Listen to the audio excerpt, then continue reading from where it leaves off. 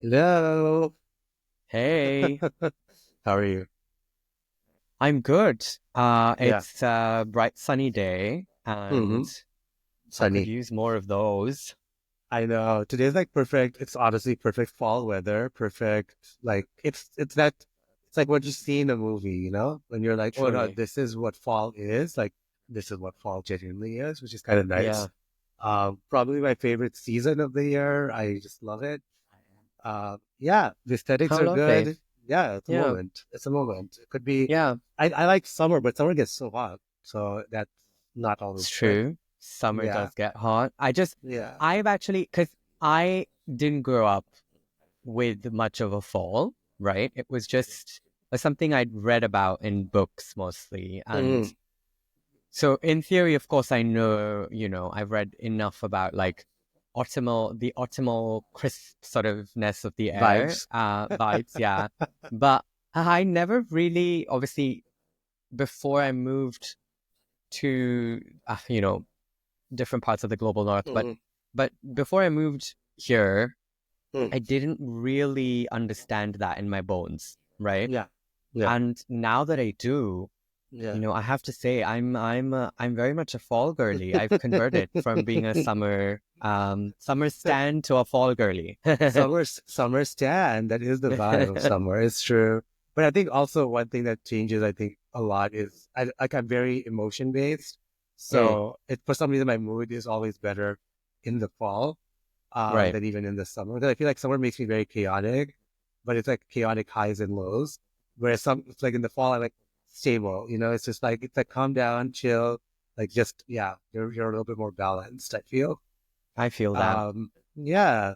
Thank you for doing this today. I'm excited to chat with you. I think this is going to be fun. We're going to start to Thank you for do having more of me. these themed talks, where I kind of give you a broad theme. Today's is going to be love, which I Hmm. think is very relevant to this fall weather because, this is cuffing season. People, I feel like, are ready to be in relationships now to sustain them through the winter. Mm. So we're behaving very much like the squirrels right now, just like gathering the nut and getting ready for for the long winter. But on that note, like what do you feel or what are your thoughts on this word? Like what do you think love actually means? Like what do you think it means for you? Like it's obviously different for everyone. It's hyper subjective, but what does it mean for you? Oof, yeah. Yeah. Love is for me. I think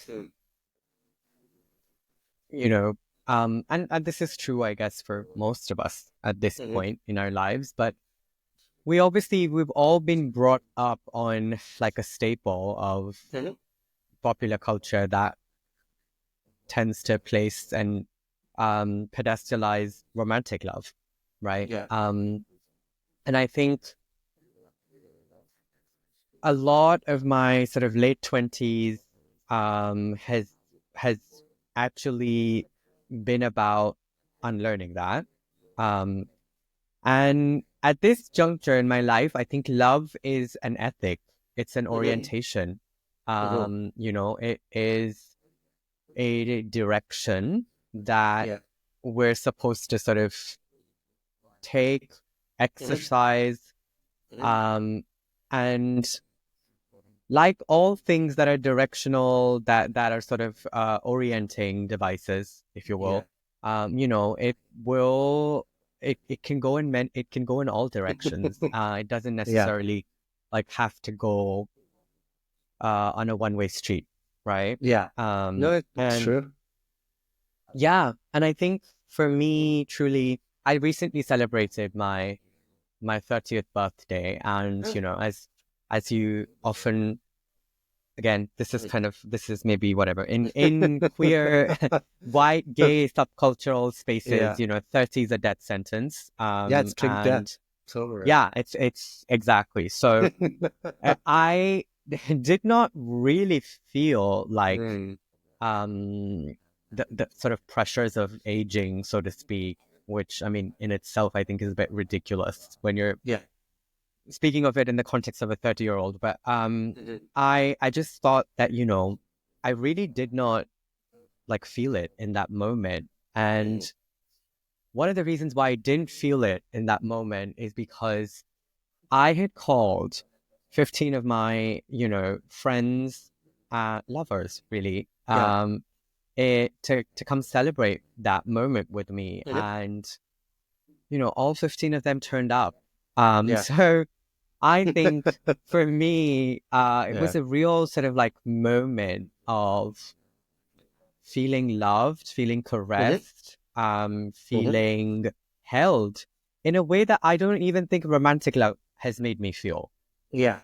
Yeah. I've been in, I'd say, three significant romantic relationships in my life, and in none of them have I Mhm. actually felt held in the same way or Mhm. felt that sort of sense of safety, security, um, you know, in the way that I felt with my friends Yeah. who, uh, again, and that's the thing I think with love as well, in that, loving is loving is an act of resistance, right? Mhm.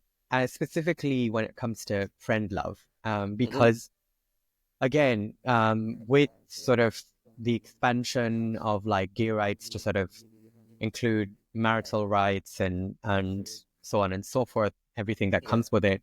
I think in general, the co-option of like gays into the institution of marriage has meant that the pursuit of that kind of love is Mhm. also sanctioned, tolerated. Yeah. Um, Yeah.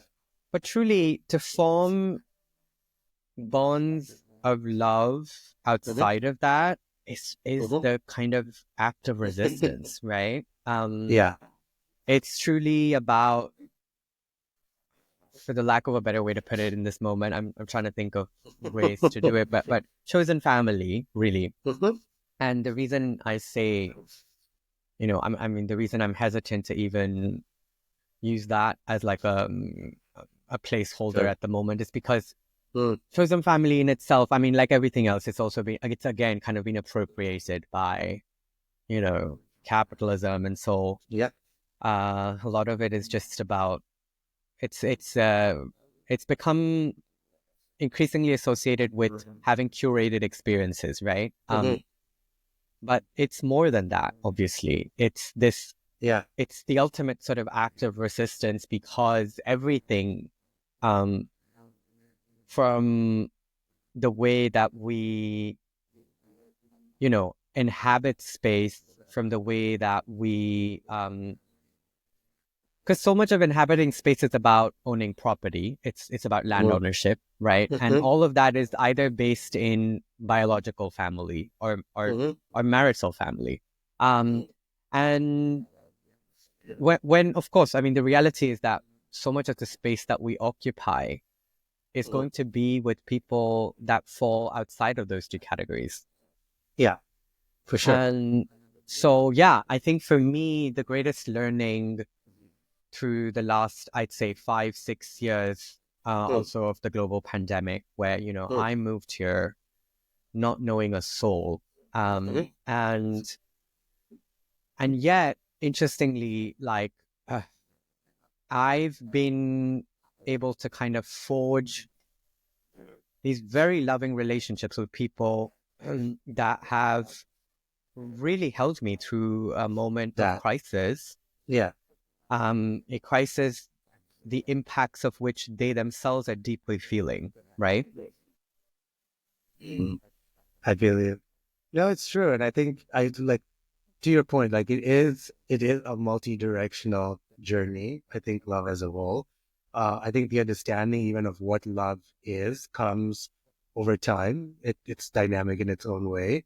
And it's ever evolving. I don't think it changes and then stops changing. It's continuously something that you're going to see iterating on itself as time goes on. And I think that that's the beauty of it.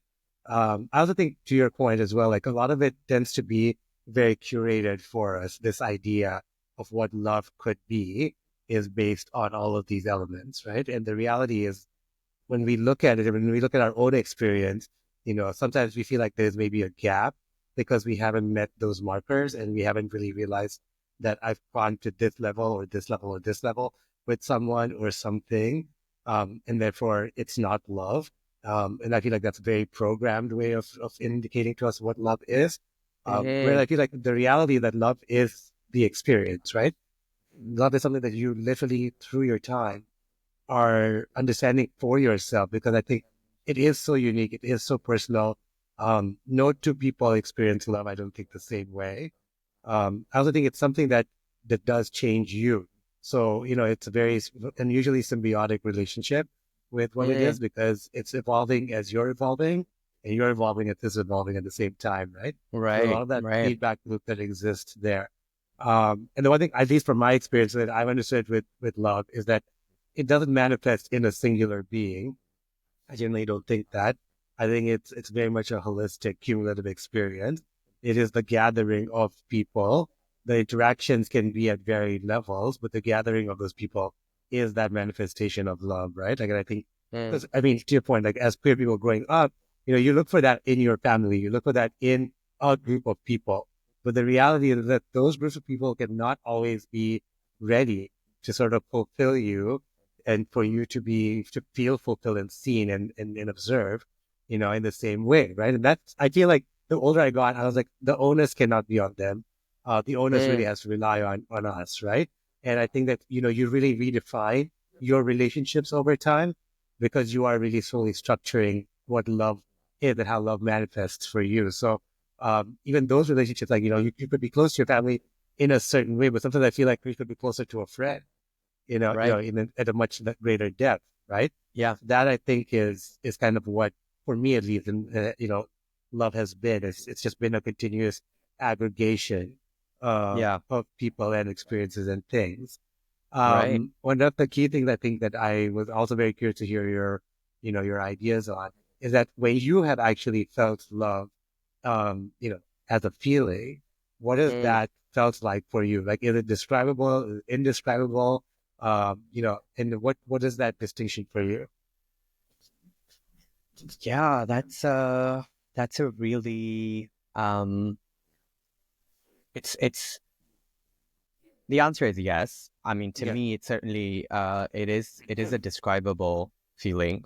Mhm. But having said that, I have come to recognize that it also isn't it doesn't consistently feel the same, you know? Right. Usually for me, in moments where I felt loved, I've felt an exhilaration. It's a Mhm.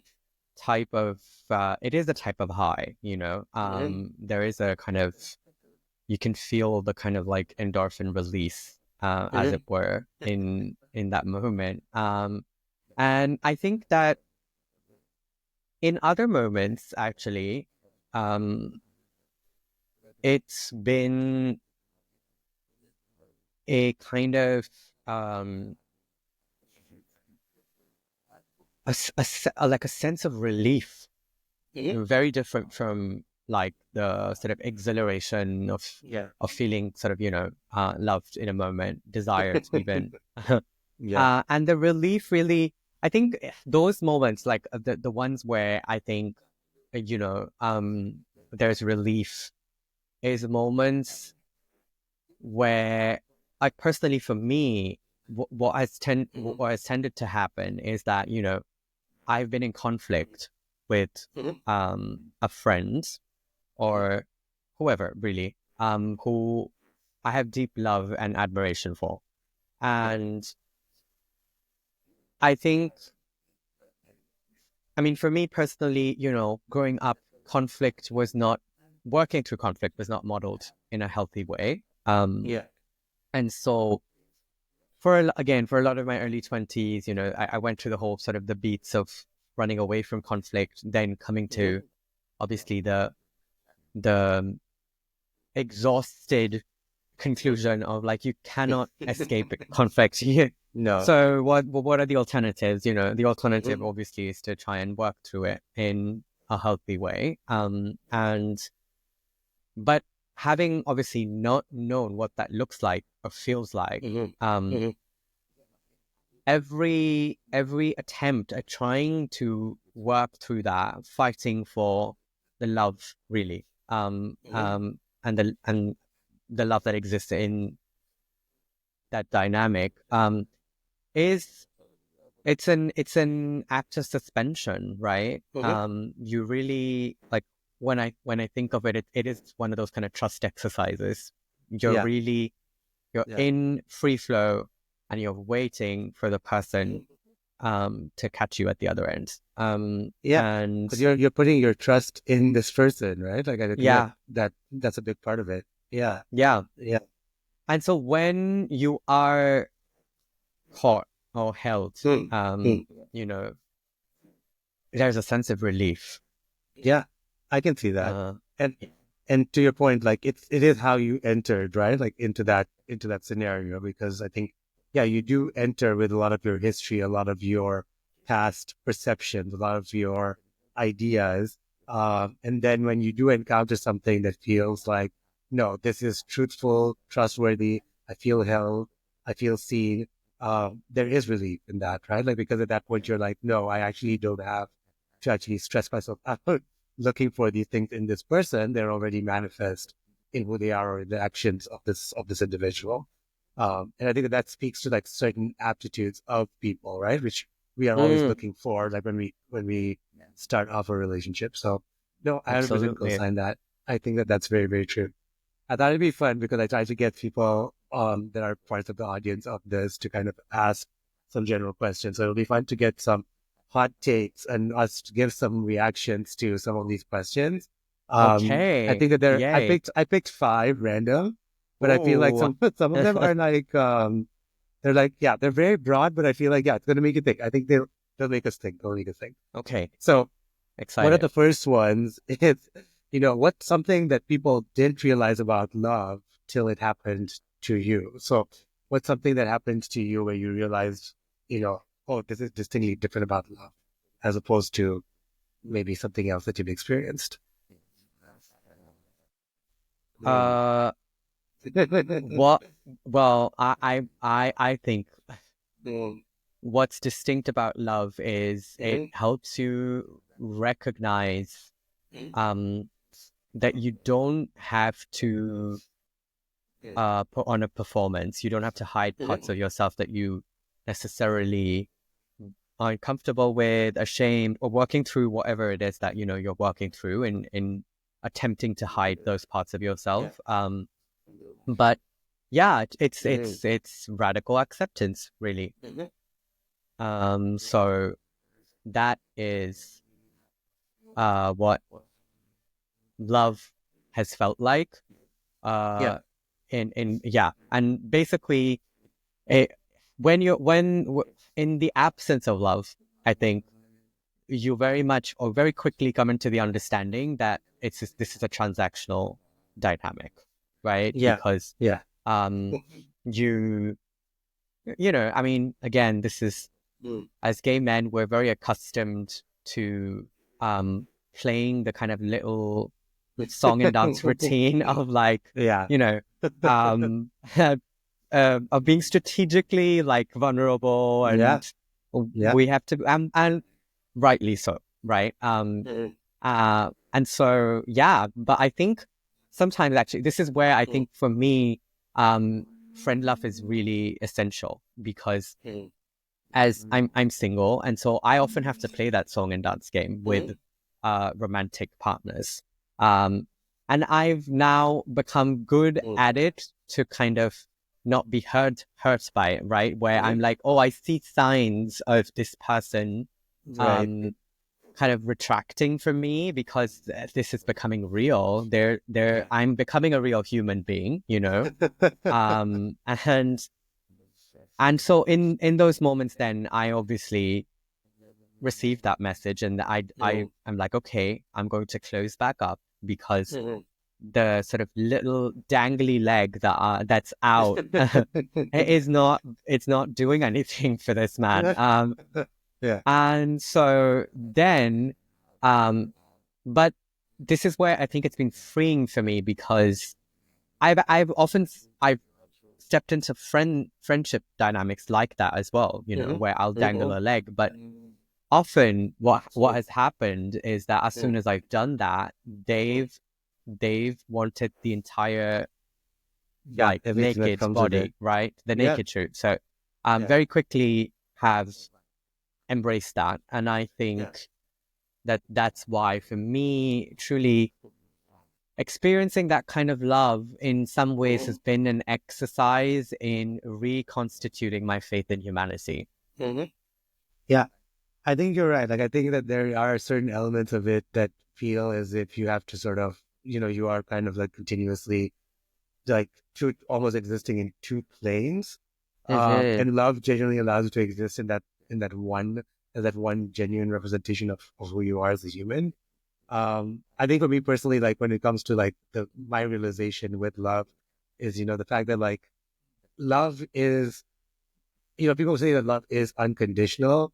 But I feel like my realization is more that love, it's not that it's conditional, it's that it's given, but I feel like it has to be respectfully earned. I Mm, think that it's not something that comes off right off the bat. You cannot just meet someone tomorrow and feel ready to kind of wholeheartedly give yourself to this individual. I think that there has to be an element of trust established. I think also at the same time, even when it is established, I think you just have to vet for yourself, what right. is this relationship doing for me? And am I actually feeling the way that I should be feeling? Am I feeling respected and heard and seen? So I Mm, think it's not something that happens unconditionally. And I think that idea of unconditional love, I feel maybe exists in certain elements, but I don't think it exists in the cumulative sum of what your relationship could be. I also don't think one person can unconditionally love you. It is very hard. right. I feel like we're constantly evolving, and even our idea of love is Yeah. evolving. So tomorrow, I could just be like, guess what? I don't know if I feel the same way, or I felt maybe lesser love in certain circumstances, right? Yeah. So unconditional love as a whole, I feel like is something that for me at least was debunked as a myth.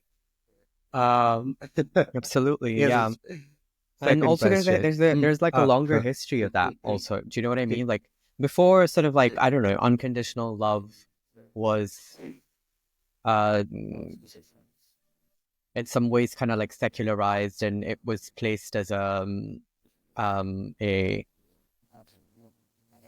expectation on both men and women. Um it was for the most part of like history in the way that it's been described. Um well, I can only speak to the sort of, as a student of English literature, so I can certainly speak to sort of a lot of The books that you literature read. Hmm. from the 17th to the 19th century that basically only placed that condition singularly on women, right? Yeah, The yeah. expectation was that women have to love unconditionally, Mhm. and your instincts are very right in identifying that in some ways the expectation of unconditional love is an expectation of suspending Mhm. your um intuition, Yeah. of suspending your sensory um truth. True. It's uh true. Yep. you the whole, the premise is sort of very much an attempt at trying to socialize you into not listening to It's what true. you're being told It's by absolutely your own true. body. So It yeah, is. the idea of unconditional Yeah. love is truly an attempt at trying to eviscerate, it's I think it's the ultimate act of like self gaslighting. Do you know what I mean? It is itself. Yeah. That's 100% what it is, right? Like it's an element of, it's a big form of gaslighting. It's also like, at least from me, like from what I see, I think a lot of it is really patterned on things like religion, right? Where there is Mm, an expectation that a relationship should function regardless of what happens to that relationship, which is very unrealistic if you actually think about it, because a relationship cannot sustain everything. This is not the most, it's not this like be all end all material. It's not the diamond of this world. So I think, yeah, like when you are patterned on things like society's expectations of unconditional love or religious expectations of unconditional love, then you begin to, that there's a big, it's very detrimental. Like you're mhm. leading yourself down a very questionable path. So no, I feel you. I 100% feel you on that. The other question I got is love really essential, which I feel like is Oh, kind of related a sorry. little bit to this. But do we actually Yeah. genuinely need love? We do. Yes, absolutely. We definitely need Really? love. I mean, love is Why? what sustains us, right? It's Mhm, like I said, going back to what I said, I mean, love really is an act of resistance. mhm, It's um it's something that helps us sustain. Um, mhm, it helps us realize that we don't have to be related by blood in order to mhm, have fulfilling, deep mhm, relationships, or come from a mhm, place of empathy, really. mhm. Yeah, I feel for me at least, it is essential because I think it allows you to feel a little bit of a sense of um, belonging, which I think comes with it. I also think it gives you um, a lot of a lot of confidence. It's very grounding in what it is. Um, it's essential for existing. Would I say it's the only thing? No, but I mean, a part of me is very capitalist in that sense, because I would say money is equally essential. But love itself tends to want to be, Mm, you know, it is the driver for a lot of it. And I think to say that it's essential is true, but also elements of it are not true. I also think for me, love for yourself, if I would say this, let's put it this way: love for yourself is the most essential. Love for someone else can augment that, it can grow that, it can help that, it can develop that. But I think you have to be really in love with yourself first, and I think if you are genuinely, then at that point, there's very little that you cannot do. There's very little that's going to phase you. There's very little that's going to actually put you off track to what it is you would want to do. And I think, yeah, it's like love and validation for someone else just is a builder on that. Like it's the mm, um, it's the maximizer on that. Mhm. right. Yeah, I Yeah. think. And it's so strange that like I'm like so much of our life, right, Mhm. is built on the exact opposite. And Yeah, yeah, and as you rightly pointed out, that um, loving yourself then is what you have to get reacquainted with. I think for sure. Like, I think it's very easy to be in a relationship and to get lost and to become, this sort of hybrid individual of Mm. two people and feel Hybrid as, and individual. I love yeah, you that. become, right? Like, yeah, Yeah, you feel a false sense of confidence in yeah, that, oh, like, because together we yeah, exist and we're cumulatively whole, it's going to work, right? But the yeah. reality of it is that I don't think that that's going to be the case. Because if you ever had to exit that relationship for whatever reason, Mm-hmm. your foundation is at question at that point, right? Because then you're like, oh wait, this is not my quality. This is not me, right? This was part of it was me, but not all of it was me, and Mm. that's really detrimental. Like I feel like that's super, super scary, because yeah, and I think that a lot of people who've been in relationship for a long time will suddenly feel like, oh my God, it's ended. Now who am I? And you're on this journey of rediscovery. I think if you enter a relationship knowing who you are very well, and then using that relationship to sort of grow into that person even more, then I Yeah, think it's a lot better, right? You exit like at a win, to a certain extent. Yeah, fully. yeah. Yeah. In your mind, does love change? Can love change? I mean, sorry, does that There's question a pertain question. to, Mm. no, but does it pertain to like the nature of love, as in, can Mm. love change Mhm. over time? Or when you say, like, does love change, do you mean, does I love think change from the like people? my crude interpretation of their Yeah, question, is going to be that if you were in love with someone, can yeah. that sense of love change? So, can you maybe not love them or love them more? Yeah, absolutely. Boom, It can change, right? Yeah, like you I think so said, too. it's Mhm. there's ebbs and flows. Yeah. And yeah, it's a I think honestly, I think so much of like loving someone is truly, it's an exercise in being able to tolerate them, Yeah. right?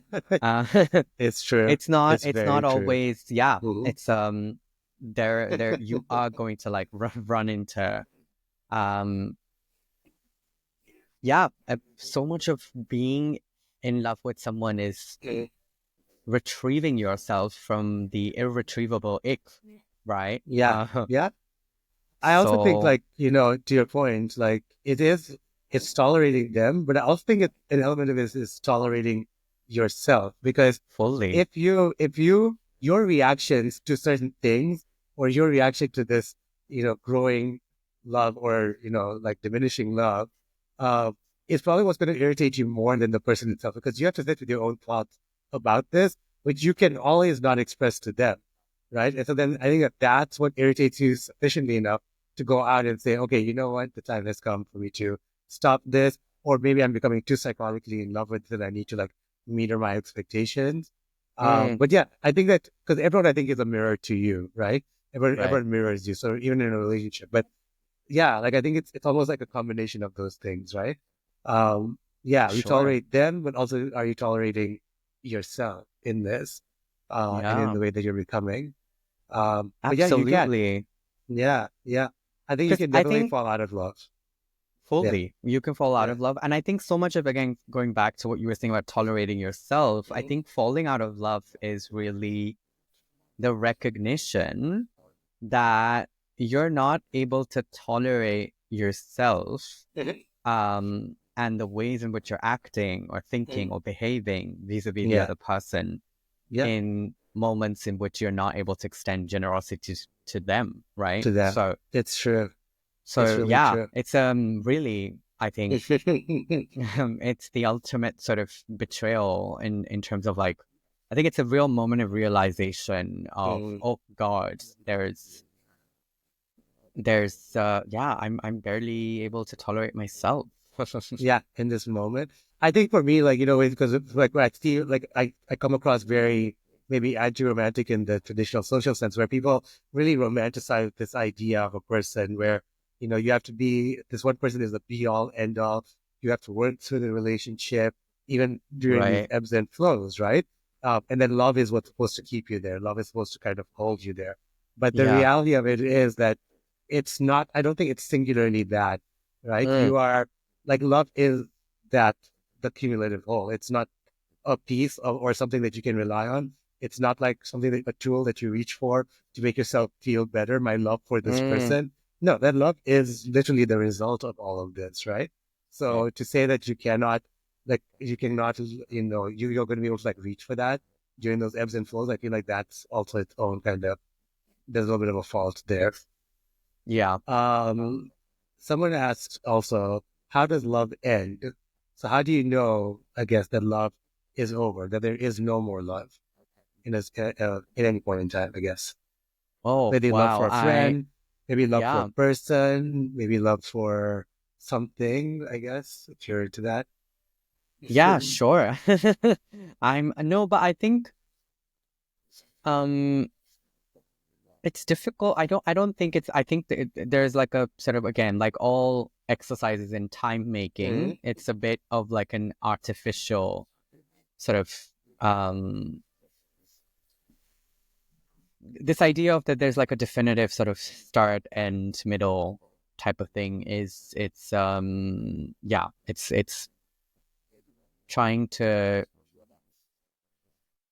artificially induce something on like a Mhm. straight kind of linear timeline, Uh, which it isn't. yeah, I actually don't think that yeah. there's any one way. Um, I had a really close friend who I fell out of love with, Mhm. and it was not. I didn't necessarily. It wasn't like a big dramatic fight, that sort of like made me realize that. Truly was like over a period of, I'd say, 8 months, 9 months, Mhm. that I kind of eventually, like, the churning sort of like brought me to the Feeling. point where I I realized that I've actually fallen out of love with this person. Yeah. And then after that, there was like the slow nursing of the devastation of that. Hmm. After which I then finally came to a point where I was like, okay, I think It's it's over. it's over, and I actually Mm. need to maybe voice that. Yeah. But Yeah. truly for 8 months, it had been over, Hmm. Yeah. Yeah. I mean, I genuinely feel like love ends when you legitimately feel like you are ready to move on. So exactly similar to Mm. what you described. I also think love ends when you feel that genuinely you are not that person anymore. Hmm. And I think when you begin to really question your identity and then you kind of like rediscover yourself and you actually rediscover who you are, maybe that's when the love ends as well.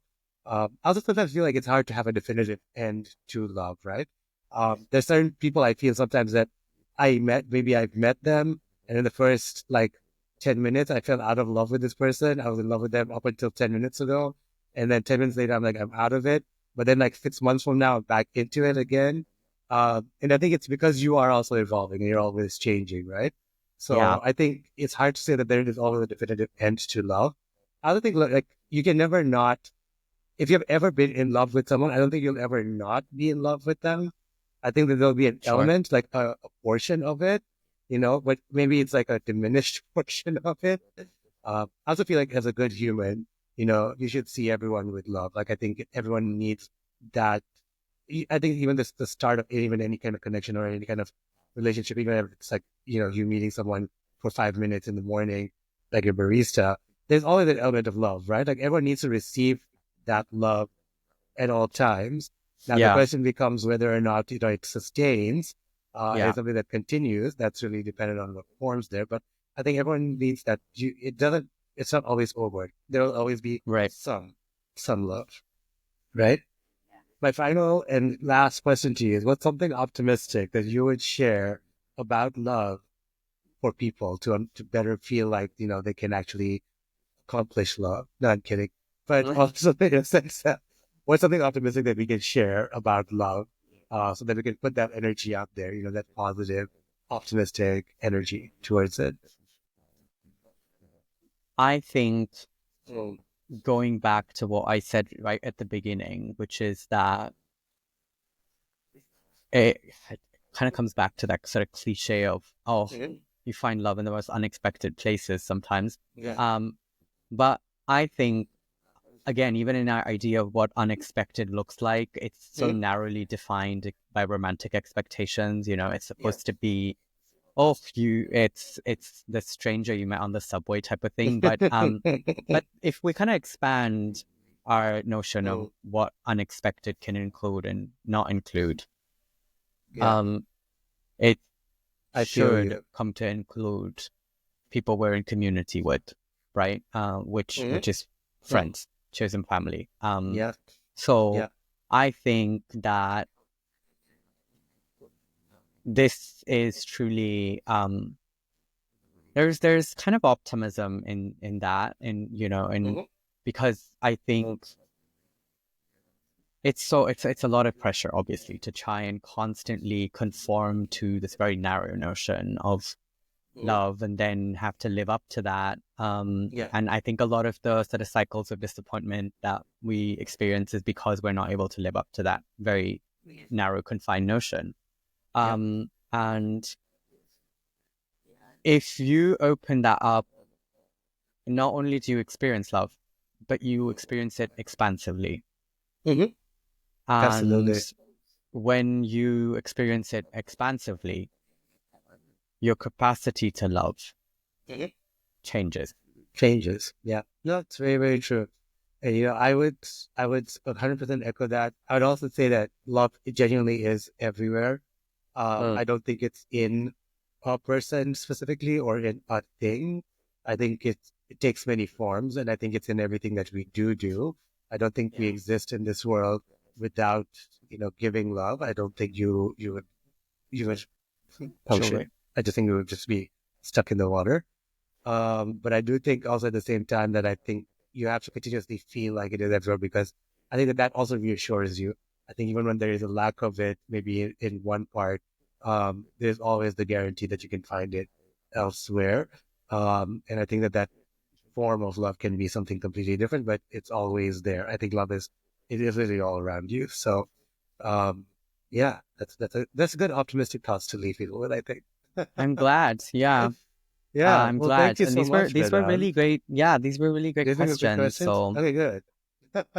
We tried. No, I'm kidding. This is good for the audience, good for people actually thinking about this. I feel like more than anything else. totally. Where can people find you now, Vedant? What are you up to?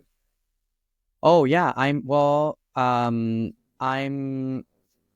finishing up a PhD at York. Amazing. So Exciting. you can find me on the York University website. And Yeah, um but you're also doing a lot. Like I feel like you're continuously active in the community. I feel like you're always leading new yes. actions, which is always really good, which is really Yeah. great. Yeah, Yeah. if you're a migrant student, an international Yeah. student, you can Mhm. find me Mhm. um at several kind of migrant action rallies, but you can also reach Yeah. out via Migrant Students United. I organize with them a lot. A lot. Mhm. And then you can also find me on Instagram. Yeah. What's your Instagram? I'm My Instagram is Septemring. There you go. You can follow Vedant is always out and about on the weekends at different actions. I think I really feel like I get to know and I feel a sense of love about the fact that people are Oh, organizing and working through things, I love which is that. really Well, thank you key. for saying that, Kareem. I feel the same way, Yeah. by the way, like So about following you because like, talking. well, this speaks to, our interest in these sort of cultural artifacts that maybe people have like abandoned. And actually, Yeah. when I see your stories, sometimes I'm Mhm. like, I feel like, oh, there's another person in this world Mhm. who also loves, Yeah. this shitty like 90s cultural artifacts that most people I have just abandoned and find cultural cringe and you know, some would even say that maybe influenced our perception of love in a very inaccurate and very problematic way. right. So, like appreciate now, but also appreciating it responsibly, and Yeah. not feeling like that is genuinely our life. Yeah. Um, hundred but it's percent. true. Like I think that is the truth. And like I said, you will be reflected in whatever you put out, right? Like I think that's the Yeah. joy of like media as a whole. So yeah. Well, thank you so much. I'm going to actually try Thank to you. follow more of your action. I'll talk to you very soon. Okay. Thanks for doing this. Bye. Bye.